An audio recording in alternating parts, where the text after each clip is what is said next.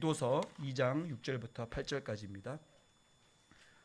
디도서 2장 6절부터 8절까지입니다. 저희가 지금 다음 그 신약 공부가 디도서인데 딱 그때 맞춰서 좋은 또 우리 장로님께서 디도서 말씀을 준비해 주셨습니다. 같이 한 목소리를 읽도록 하겠습니다.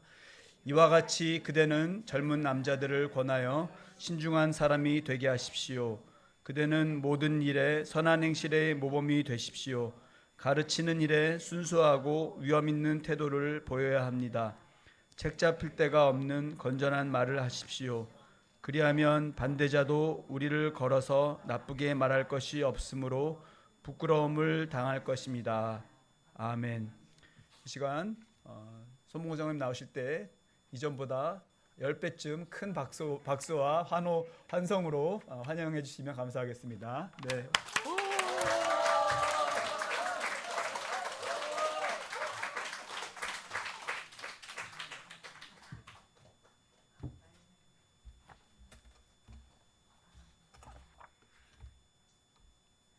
그동안에 병원에 누워있는 동안에 우리 이영원 목사님 또 김정은 장로님을 통해 가지고 여러분이 저를 위해서 기도를 많이 하신다는 소식을 들었습니다. 정말 감사합니다.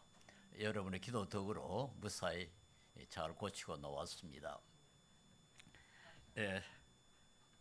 지난 7월 11일에 12일 사이에 교육 선교 대회라는 것이 열렸는데 그게 파키스탄의 PGI 대학이라는 우리 한국 선교사가 세운 대학이 있습니다.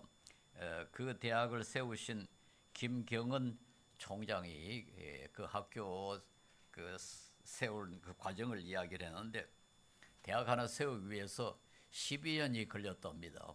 근데 파키스탄이라는 나라가 우선 정치적으로 굉장히 좀 무질서한 나라죠. 지금 국회의 다수 당이 정권을 잡지를 못하고 군인들이 지금 엉뚱하게 그 나라를 다스리는 그런 상황이고 부패가 아주 심한 나라입니다. 거기서 12년 동안 애를 써서 기독교 대학을 세웠는데 결국 교육부 또 상하 의원 그리고 대통령의 인가를 받아가지고 지난해 정식으로 이제 대학으로 출범을 했다고 그럽니다. 그런데 놀라운 것은 그 12년 동안에 엄청나게 압력도 많이 받고 뭐 온갖 고생을 다 했지만은 매물을 한 푼도 주질 않았대요. 하여튼 뭐 한 푼도 주지 않고 버텼다고 그럽니다. 그래서 제가 아주 참 감동을 받아가지고 혹시 그 사실을 학생들이 아느냐 그렇게 물어봤더니 학생들이 다 잘 알고 있다 이제 그렇게 대답을 했습니다. 저는 그 사실 하나만으로도 그 대학은 기독교 대학의 그 역할을 제대로 감당하지 않았나 이제 그런 생각이 들어요. 결국 그러니까 학생들이 학교를 존중하고 요즘은 학생들이 집에 가지 않고 집에서 학교에 머물면서 그렇게 열심히 공부를 한다 그래요. 그러니까 학교의 권위가 다시 섰다 그렇게 말할 수 있죠. 그러니까 뇌물을 한 푼도 주지 않은 그 사실이 엄청난 교육적 효과를 가지고 온 겁니다. 우리 교육학에서는 이 잠재적 교육 과정이라는 그런 이게 잠재적 교과 과정이라는 그런 표현이 있습니다. 영어로 히든 커리큘럼 혹은 레이턴트 커리큘럼이라고 그렇게 부르는데요. 이걸 이렇게 정의를 하고 있습니다. 의식하거나 의도하지 않은 채 교육자의 언어, 행동, 세관 그리고 강의실과 학교 운영 방식 등을 통해서 가치관, 행동 방식, 세관 등이 학생들에게 전달되고 소통되며 학습되는 과정이다. 이렇게 좀 복잡하게 정의를 했습니다. 뭐 간단합니다. 학생들이 말은 하지 않았는데도 불구하고 강의하는 사람이 어떤 언어를 사용하느냐, 어떻게 행동하느냐, 어떤 세계관을 가지고 있느냐 이런 것이 학생들에게 영향을 준다는 겁니다. 그리고 학교도 말은 하지 않으면서도 어떻게 학교를 운영하느냐에 따라서 그것이 학생들에게 영향을 준다. 이제 그런 것을 이 교육학에서는 숨겨진 교과 과정이라 그렇게 부른다고 그럽니다. 가령 이 우리나라에서도 포항에 있는 한동대학교는 전교생이 시험을 볼 때 감독을 하지 않습니다. 그런 대학은 전 세계에서 제가 아는 하나뿐이에요. 어느 나라도 어느 대학도 그걸 시도를 해봤지만 성공하지 못했습니다. 근데 그 학교는 처음부터 지금까지 끝까지 감독하지 않고 시험을 봅니다. 그러니까 그게 학생들에게 영향을 끼쳐요. 그러니까 결국 한동대 출신들이 사회에 나가면은 상당히 신임을 받고, 그래서 여러 회사들이 그 학교 졸업생을 고용하려고 그러고 있습니다.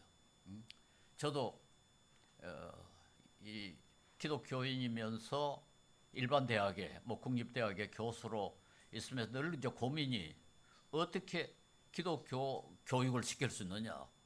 국립대학 학생들에게 일반 대학 학생들에게 기독교 교육을 어떻게 시킬 수 있느냐. 그게 항상 고민이죠. 거기 가서 내가 기독교 복음을 전하거나 성경을 가르치면은 그건 또 위반이란 말이에요. 그래서 제가 그때 시도한 것이 나도 여기 말한 잠재적 교과 과정을 가능한 한 좀 실천을 해보자. 그렇게 노력을 했어요. 그래서 저도 제가 가르치는 과목에 대해서는 감독 없이 시험을 한번 봤습니다. 여러 번 마지막 한 몇 회는 계속해서 그렇게 했는데요. 학생들에게 그렇게 길게 잔소리를 하지 않았습니다. 그 시험 그 정직하게 칠 만한 그런 도덕성이 없는 사람은 대학 교육 받을 자격이 없다.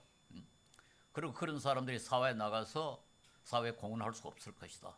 딱 그저 한 1, 2분 잔소리를 하고는 학생들에게 시험 문제 내고 내가 몇 분 후에 다시 오겠다 와서 혹시 문제 질문할 게 있으면은 질문 받겠다. 그렇게 약속을 하고는 나가버렸습니다. 그리고 꼭 그 약속한 그 시간에 와서 딱 질문했느냐 질문 똑바로 하고 또 다시 나갔습니다.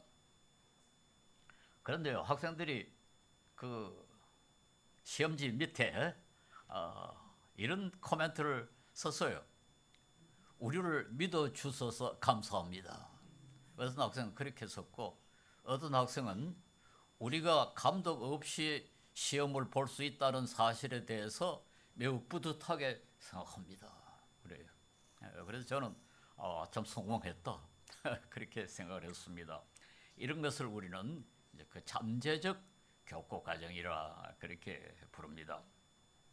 이건 교수의 그 가치관, 행동 방식, 말 이런 것도 간접적으로 영향을 끼치고 학교의 운영 방식 같은 것도 그렇게 간접적으로 영향을 끼칩니다. 한 번은 제가 학과장으로 했을 때 그 학교에 처음으로 이제 서울대학교에서 그 과에 처음으로 여학생이 조교가 됐어요. 그 전까지는 모든 조교는 남학생뿐이었습니다. 근데 제가 그리고는 이제 그 학과 사무실에 갔더니 그 여학생 조교가 커피를 끓여 왔어요. 그래서 내가 그 학생 보고 그랬습니다. 그 조교 보고 그랬습니다. 다시는 커피 가져오지 마라. 내가 만약에 커피 이렇게 끓여오기 시작하면은 앞으로 모든 교수들이 올 때 너만 커피를 끓여오도록 시킬 것이다. 그러니까 남학생도 남자 조교도 좀 커피를 끓여오도록 해야지. 너가 이제 커피 끓이는 거 독점하지 마라. 아예 그렇게 경고를 했어요. 저는 그것도 하나의 교과 과정이라고 생각을 합니다. 제가 대단한 여성 옹호자는 아닙니다만은 우리 식구가 7인데 그 중에 남자는 2뿐이니까 여자가 압도적으로 많아서 저는 여자들이 좀 불리한 대우를 받는 것을 아주 반대했습니다. 이런 것들이 우리가 일반적으로 말해서 잠재적 교과 과정이다. 그렇게 말할 수 있고 학생들에게 상당히 중요한 영향을 끼칩니다.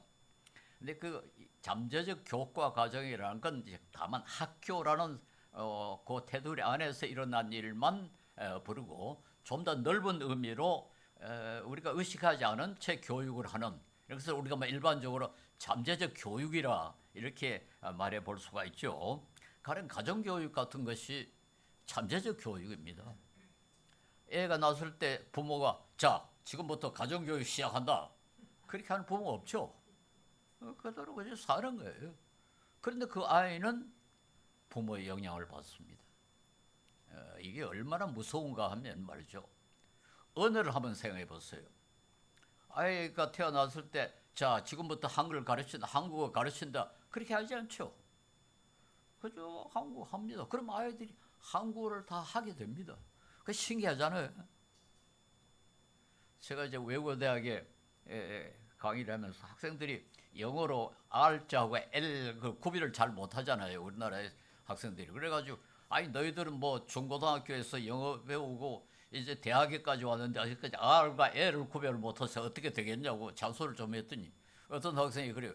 아이 선생님은 상시옷하고 시옷도 구별을 못하면서 뭘 경상도 사람은 상시옷하고 시옷을 구별을 못하거든요. 그 신기하잖아요. 왜 한국 아이들은 한국어를 특별히 가르치지 않았는데도 그렇게 잘하고 왜 경상도 사람은 특별히 가르치지 않았는데도 불구하고 상시옷과 시옷을 구별을 못하느냐. 그 열모든 잠재 교육이라는 게 이렇게 무서운 겁니다. 엄청나게 무서운 겁니다. 그렇기 때문에 이걸 무시할 수가 없어요. 이게 상당히 중요합니다. 이거 이런 걸 이 사회학에서는 이제 사회화, 소셜리제이션이라고 부르는데요. 언어라든가 뭐 이 풍속이라든가 이런 건 전부 잠재적 교육을 통해서 이루어지지. 아 지금부터 한국 풍속 가르친다. 그렇게 가르치는 게 아닙니다. 우리 미랄복지법인이 운영하는 그 장애인 직업재활센터라고 있는데 거기에 며칠 전에 저 그 관장을 만났는데 그런 이야기를 해요. 어떤 아이는 자폐아는 말을 전혀 안 하는 아이가 있대요. 그런데 그 직업재활센터에 와서 다른 아이하고 어울리면 말을 하기 시작을 한다는 거예요.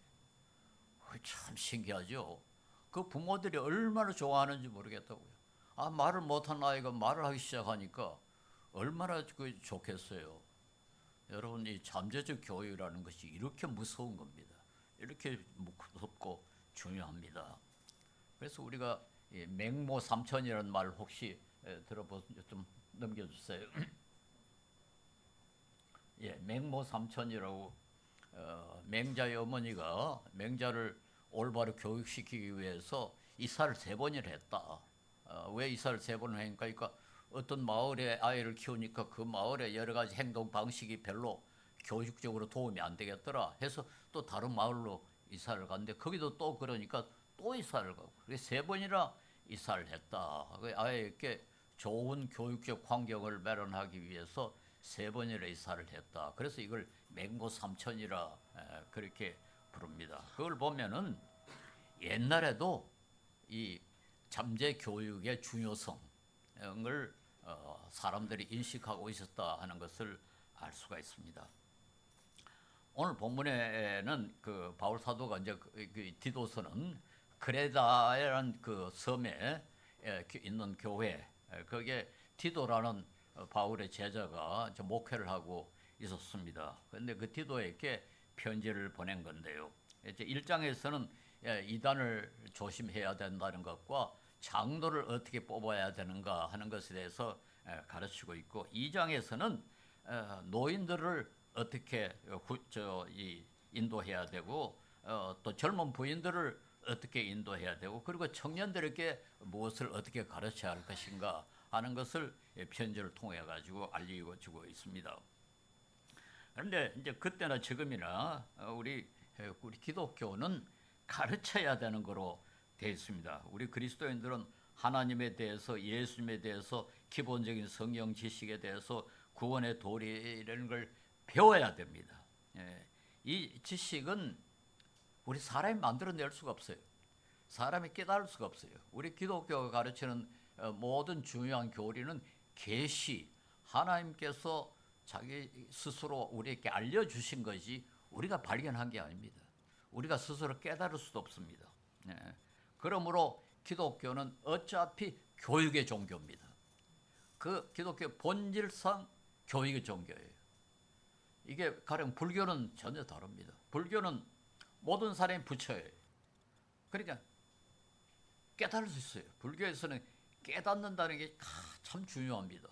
모든 사람이 다 근본적으로 부처이기 때문에 안 배워도 참선을 하고 연보를 하고 묵상을 하고 그렇게 하면 깨닫나 가르쳐요. 그러니까 우리 기독교는 전혀 다르죠. 기독교는 배워야 합니다. 배워야 합니다. 그래서 저는 기독교는 교육의 종교다 그렇게 주장합니다. 그뿐만 아니라 고대 그리스 철학에서도 사람은 배울 필요 없다고 생각을 했어요. 사람은 다 근본적으로 기본 지식을 타고난다고 가르쳤습니다. 이걸 갖다가 그 영어로 innate ideas라고 우리 생득적 관념이라 생득적 개념 이렇게 번역을 했습니다. 생득적 태어날 때부터 이미 가지고 나오 이 기본적인 개념을 가지고 있다 그 말이에요. 그래서 생득적 관념이라 그래서 이 교사가 가르칠 필요가 없어요. 깨닫도록 도와만 주면 됩니다. 깨닫도록 도와주는 거예요. 그래서 요즘도 우리 교육에 가끔 그런 소리 하잖아요. 학생들에게 주입식 교육을 시키지 말고 스스로 깨닫도록 하라. 그런 말 가끔 하잖아요. 그게 사실은 그리스 철학에서 나온 말입니다. 그리스인들은 모든 인간은 근본적으로 생득적 관념을 가지고 있다. 그러니까 교사가 자극을 해가지고 깨닫도록만 하면 된다. 가르칠 필요 없다. 그렇게 가르쳤어요. 공자도 생이지지라는 것이 가능하다고 그렇게 가르쳤습니다. 생이지지란 건 역시 태어날 때부터 안다 그런 뜻이거든요. 근데 공자 자신은 자기는 생이지지가 아니라 그랬어요.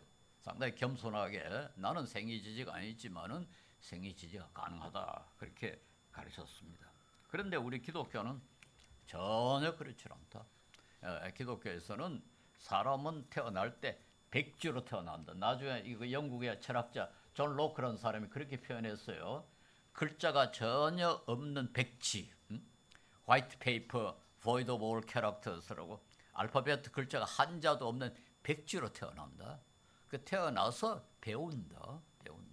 이게 우리 기독교적 인간관입니다. 그래서 우리 가령 그게 로마서 10장 14절에 15절에 이렇게 돼 있잖아요.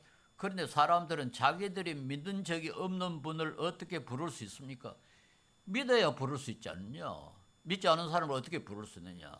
그 다음에 또 들은 적이 없는 분을 어떻게 믿을 수 있느냐. 믿어야 부를 수 있는데 그럼 어떻게 믿을 수 있냐. 들어봐야 믿을 수 있지 않느냐. 이제 이런단 말이에요. 그리스 철학에서는 아니 안 들어도 알다. 불교에서도 안 들어도 깨달을 수 있다. 공자도 안 들어도 태어날 때부터 알 수 있다. 그런데 성경은 전혀 들은 적이 없는 분을 어떻게 믿을 수 있느냐. 선포하는 사람이 없으면 어떻게 들을 수 있습니까? 누가 가서 가르쳐줘야 들을 수 있지 않느냐. 보내심을 받지 않았는데 어떻게 선포할 수 있겠습니까? 그리고 17절에도 그러므로 믿음은 들음에서 생기고 바깥에서 들어야 된다. 스스로 깨닫지 못한다. 그런 말입니다. 들음은 그리스도를 전하는 말씀에서 비롯됩니다. 그래서 우리 기독교는 교육을 매우 중요하게 생각합니다. 바깥에서 정보를 받아들여야 우리는 진리를 알 수가 있다. 그래서 우리는 구원의 정보, 하나님의 뜻의 정보, 이 모든 것을 바깥에서 받아야 되기 때문에 배워야 하고, 그래서 기독교는 명상의 종교, 깨달음의 종교가 아니라 교육의 종교다. 그렇게 말할 수 있습니다.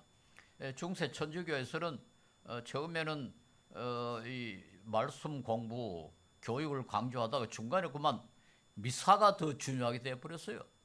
예배의 핵심을 천주교에서는 미사에다 둡니다. 근데 미사란 건 가르치는 게 아니잖아요. 포도주 마시고 떡 먹는 게 그게 예배의 핵심이 됐습니다. 근데 종교 개혁자들은 그건 아니다. 종교 개혁에서는 배워야 된다. 그래서 종교 개혁의 예배의 핵심은 설교입니다. 우리 설교 보십시오. 이 설교에 가장 많은 시간을 어디다 보냅니까? 응? 예배의 가장 중요한 시간 설교에다 보낸 겁니다. 그만큼 우리는 배운다는 걸 중요하게 생각합니다. 그래서 개신교는요, 교육을 강조할 수밖에 없고, 교육을 강조하다 보니까 선진국이 됐습니다. 참 신기하잖아요. 지금 전 세계에서 가장 잘 사는 나라 조사를 해보면 한 15나라가 되는데 모조리 기독교 국가입니다. 예외 없이 기독교 국가. 제일 잘 사는 나라들. 근데 그중에 이제 가톨릭 국가가 몇 개 있어요. 예를 들어서 룩셈부르크, 벨기에, 아일랜드, 오스트리아. 요 네 나라는 가톨릭이고 나머지 11나라는 개신교 국가들입니다. 그 이상하지 않습니까? 왜 개신교 국가들이 선진국이 돼버렸냐? 다른 설명이 없습니다. 이 나라들이 뭐 기후가 좋지도 않고요, 천연 자원이 많지도 않고요, 뭐 여러 가지 그 선진국이 될 자격을 갖춘 나라가 아니에요. 제가 네덜란드 나라에 10년 이상 살았습니다만 국토의 거의 절반이 바다 수면보다 더 낮고 비는 계속해서 오고, 그러니까 비는 오고 땅은 낮으니까 어떻게 해야 됩니까? 물을 계속 퍼내야 됩니다. 제가 살던 집에서도 창문을 이렇게 내다보면 배가요 공중에 이렇게 지나가요. 제가 살던 집이 바로 운하 근방에 있었는데 이 배가 공중에 있고, 그런 나라인데 우리보다 지금 훨씬 더 잘 살거든요. 참 신기하지 않습니까? 결국 선진국이 된다는 건 교육을 강조하는 나라란다. 우리 기독교는 그런 데 크게 공헌했습니다. 그런데 이제 그 교육은 물론 설교를 듣고 또 성경 공부를 하고 하는 그 명시적인 교육, 그런 교육도 있지만은 잠재적 교육도 있다. 아까 이야기한 말을 하고 이게 무슨 교육한다고 생각하지 않으면서도 잠재적으로 하는 게 분명히 있습니다. 우리는 서로 영향을 받습니다. 그래서 서로에게 배우는 것이 훨씬 더 많다 이렇게 말할 수 있고, 어떤 때는 이것이 그 언어를 통해 가지고 실제적인 그 명시적인 교육보다 더 큰 영향력을 행사할 수가 있습니다. 가정교육이라는 게 뭐 얼마나 중요합니까? 아무리 뭐 다른 이 문자적으로 혹은 뭐 학원에 가서 공부를 많이 해도 가정이 잘못돼 버리면은 망나니가 돼 버려요. 그래가지고는 사회에서 이익은커녕 해만 끼치는 그런 사람이 얼마든지 있을 수 있습니다. 그 망나니가 되는 게 그게 무슨 부모가 뭐 망나니 되라 그렇게 가르치겠습니까? 어느 선생님이 망나니 되도록 가르치겠습니까? 왜 어떤 사람 망나니가 되느냐? 잠재적 교육을 통해 가지고 결국 그렇게 돼버린다 이렇게 생각할 수 있습니다. 최근에 그 국민일보 기자가 전화를 해가지고 좀 요즘 우리나라의 이 매체 이용이 좀 심각하다. 그리스도인들이 매체를 올바로 사용하지 못한다 하고 걱정을 해요. 거기 기사를 보니까 우리 그리스도인이 가장 많이 사용하는 매체가 유튜브래요. 유튜브. 77%가 유튜브를 통해 가지고 정보를 얻고, 인터넷을 통해서 66% 정보를 얻고, 그 다음에 SNS, OTT 이런 걸 통해 가지고 37% 정보를 얻는다.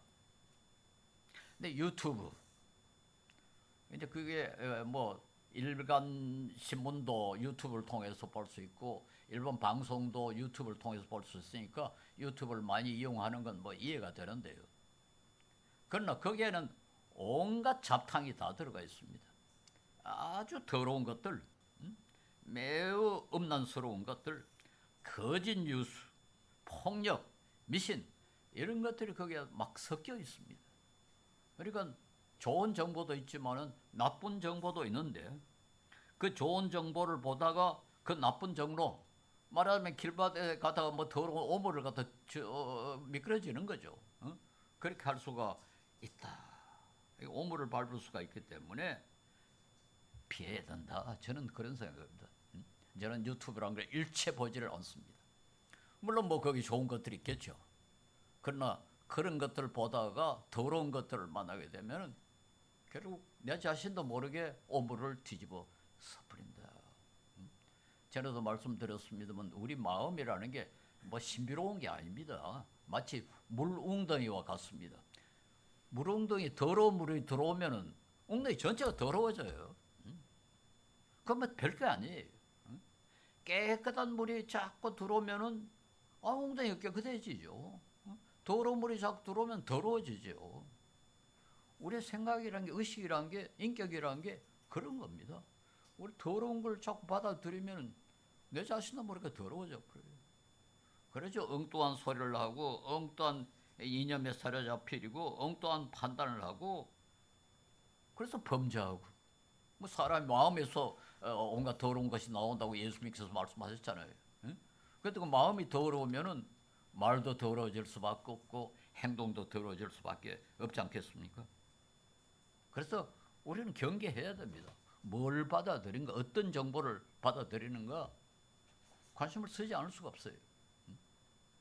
여러분, 우리 그리스도인들은 자존감이 좀 있어야 된다고 늘 주장합니다. 교만하라는 건 아니고, 그러나 하나님이 우리를 특별히 뽑아서 귀족으로 만드셨다. 이 세상의 가장 고상한 존재들로 만드셨다. 그런 자존감이 있어야 돼요. 우리는 더러운 것을 접해서는 안 된다. 우리 마음을 더럽게 해서는 안 된다.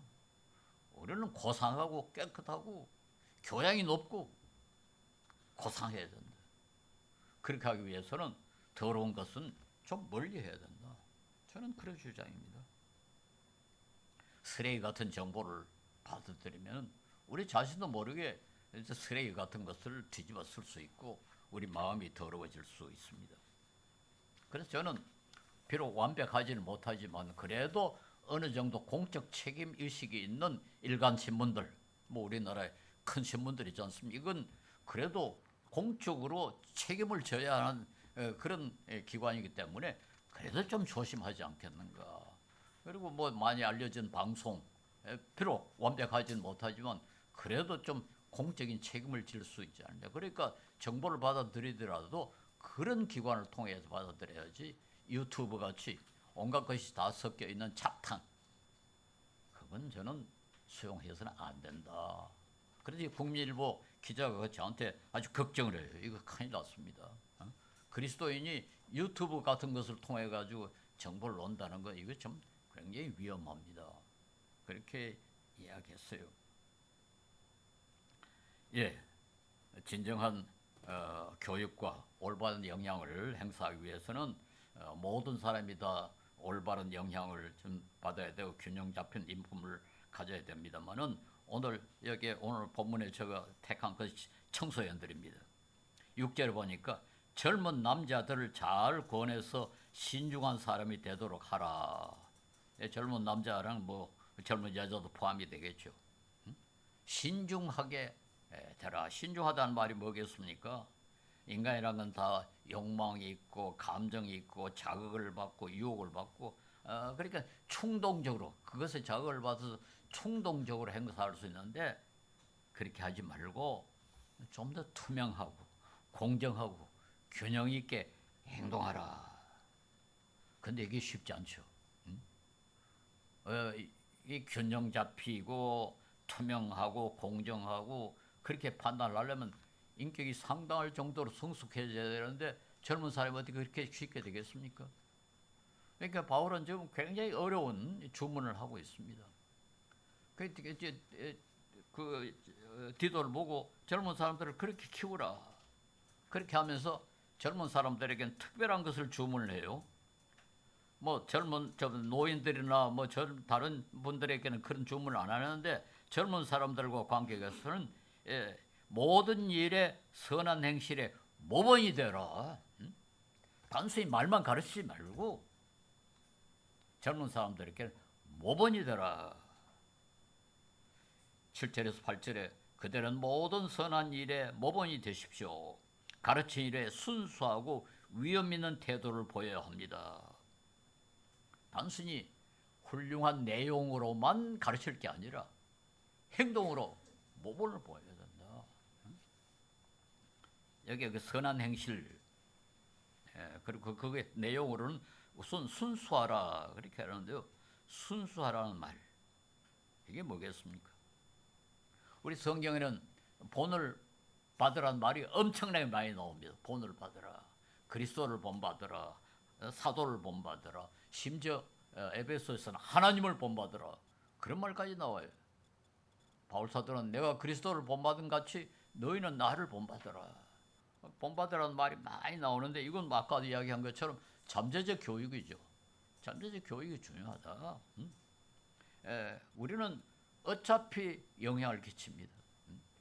부모가 자녀들에게 가정교육을 시키지 않는다 해서 가정교육이 안 됩니까?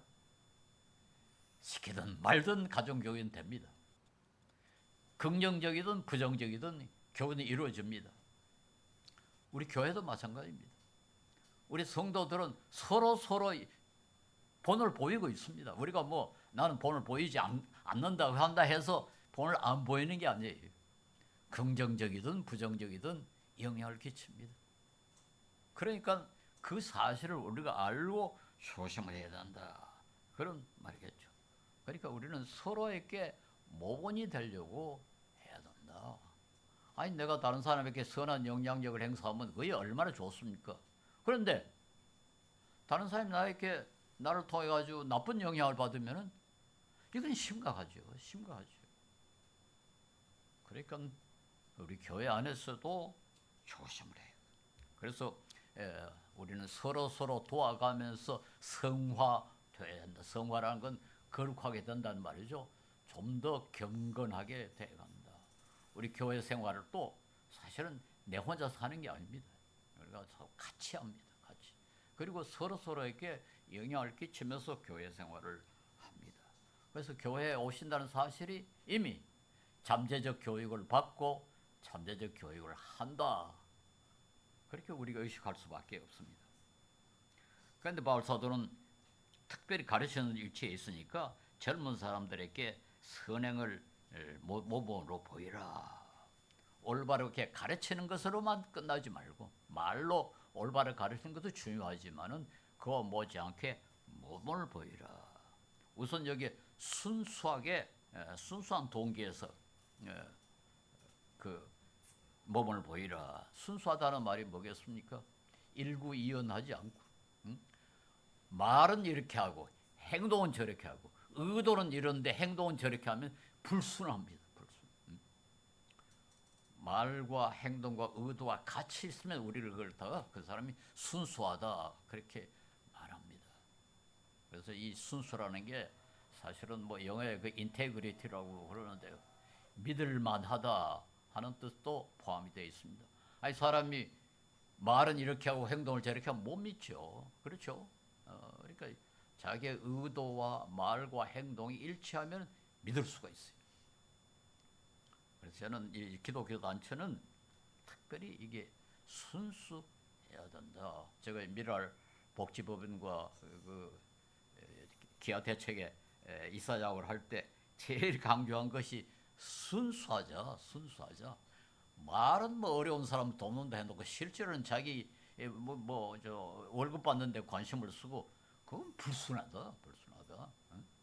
일단 우리가 어려운 사람 돕는다고 일을 하면은 제일 큰 목적이 어려운 사람들을 조금이라도 더 도우려고 그래야지.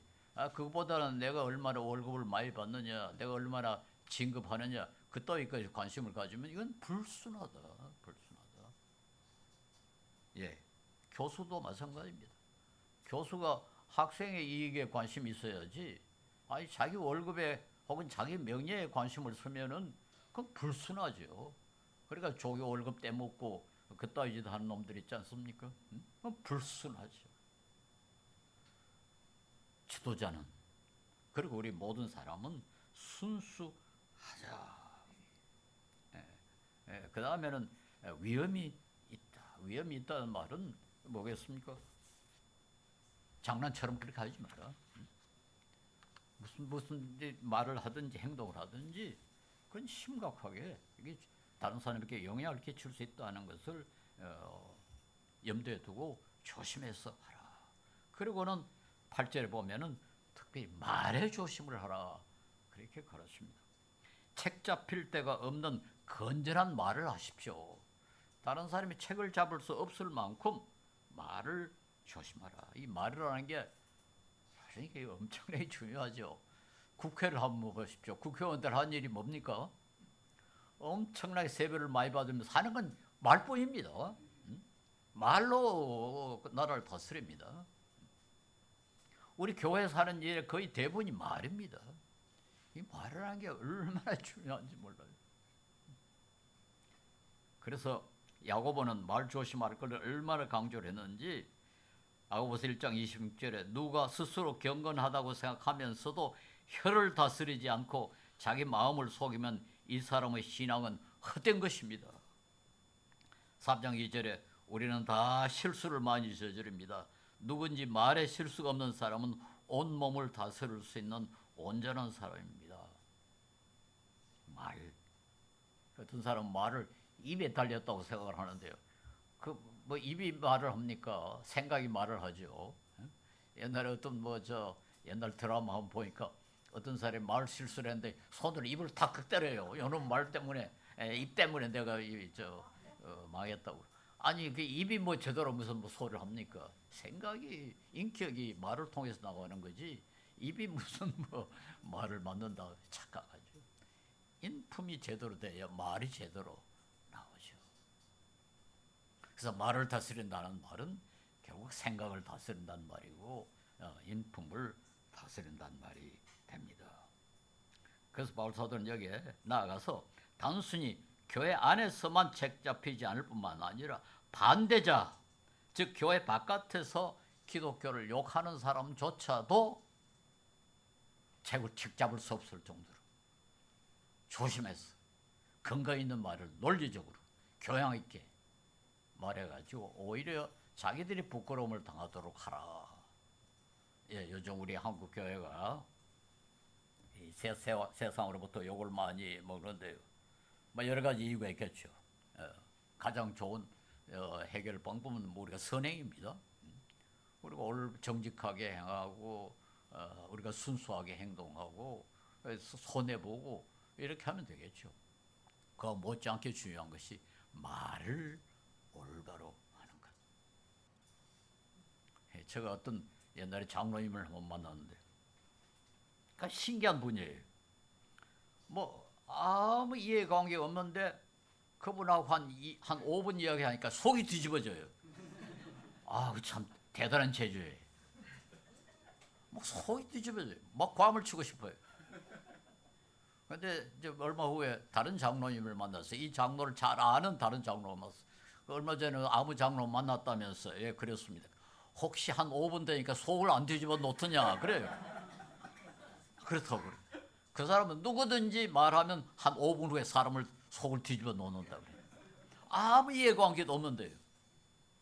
참 대단한 체질. 참 불쌍한 사람이죠. 어떻게 해서 장로가 됐는지 모르지만은 참 불쌍한 사람이죠. 만나면 다 마음이 푼해지는.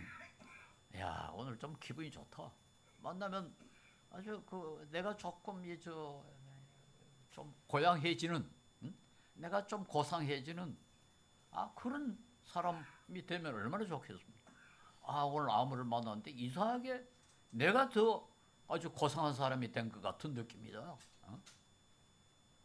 우리 바울 사도는 디도에게 그걸 권합니다. 우리도 좀 어떻게 그렇게 되도록 그렇게 하려면 그게 어디 쉽습니까? 그리고 이게 어디 디도에게만 요구되는 거겠습니까? 우리 모두에게 요구되는 우리에게 하는 말씀 아니겠습니까? 그래서 우리가 내 자신이 훌륭한 사람이 되기 위해서 뿐만 아니라 다른 사람에게 나쁜 영향을 끼치지 않도록 하기 위해서 서로를 배려하는 그런 인품을 만들려고 노력을 하고 특별히 말을 은혜롭게 해서 서로가 서로에게 이익을 주는 그런 교회로 여러분이 되기를 바랍니다. 좋은 교회라는 게 사람 많이 모이는 교회, 돈이 많은 교회가 아닙니다. 좋은 교회는 교회에 오면은 이상하게 내가 더 거룩하게 된 것 같아. 내가 좀 더 경건하게 된 것 같아. 서로 서로에게 선한 영향력을 행사해서 서로가 무언의 그 잠재적 교육을 받아서 성화되는 그런 교회. 그건 우리가 서로를 사랑하면은 그렇게 됩니다. 우리는 내 자신을 위해서가 아니라 서로를 위해서 그렇게 하는 것이 하나님을 기쁘시게 하고 하나님의 영광을 드러내는 거다. 그래서 우리 반포 침례교회는 그런 교회가 되도록 우리 서로를 위해서 삶으로 서로가 도움을 받는 그런 아름다운 열매가 맺으시기를 바랍니다. 기도하겠습니다. 거룩하시고 지키 자비로우신 우리 하나님, 우리를 불러서 당신의 귀한 백성이 되게 하셨으나 저희들이 너무 연약하여 모든 더러운 영향력을 받아서 잘못 행동하고 잘못 말할 때가 너무 많습니다.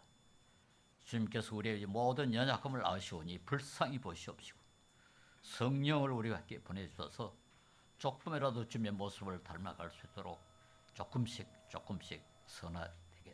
성화되게 하옵시고 조금 더 경건하게 될 수 있도록 은혜를 베푸시고 이 교회가 서로에게 영향력을 선한 영향을 행사하는 아름다운 교회로 주님께서 기뻐하시는 백성들이 되도록 큰 은혜를 베풀어 주시옵소서.